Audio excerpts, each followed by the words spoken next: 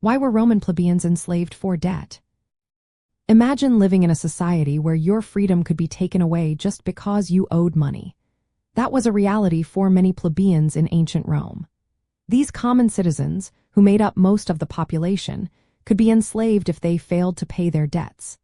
It might sound harsh today, but back then, Roman law allowed creditors to claim debtors as bonded laborers or even slaves if they couldn't settle what they owed. The earliest laws, called the 12 Tables, written around 451 BC, clearly stated that unpaid debts could lead to slavery. If a plebeian couldn't pay within 30 days after a court judgment, the creditor had the right to bind them into labor or sell them into slavery. This legal rule was meant to make sure debts were paid and to protect creditors' interests. In Roman society, wealth was growing more concentrated among the rich, while the poor, including many plebeians, often had to borrow money just to survive. When debts piled up beyond what they could pay, they faced losing not only their property but also their personal freedom. This led to a system called Nexum, a formal contract where the debtor agreed to work for the creditor until the debt was paid off. The ritual involved scales and copper, symbolizing the transfer of the debtor's labor rights to the creditor.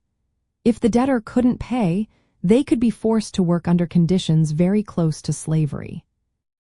Although the Nexum contract was abolished in the late 4th century BC by a law called the Lex Poetelia, which freed insolvent debtors from bondage, some forms of forced labor for debt continued for a while. For plebeians, this was a heavy burden. They were free citizens, but their economic vulnerability meant they could easily lose their independence if they fell into debt. This system created a lot of tension and unrest among the lower classes, as many struggled to stay free and avoid becoming bonded laborers. The law was initially a victory for plebeians because it made legal rules more transparent and less controlled by the patrician aristocrats.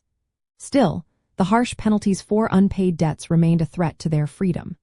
In practical terms, losing a debt case could mean becoming a laborer for life or even being sold into slavery.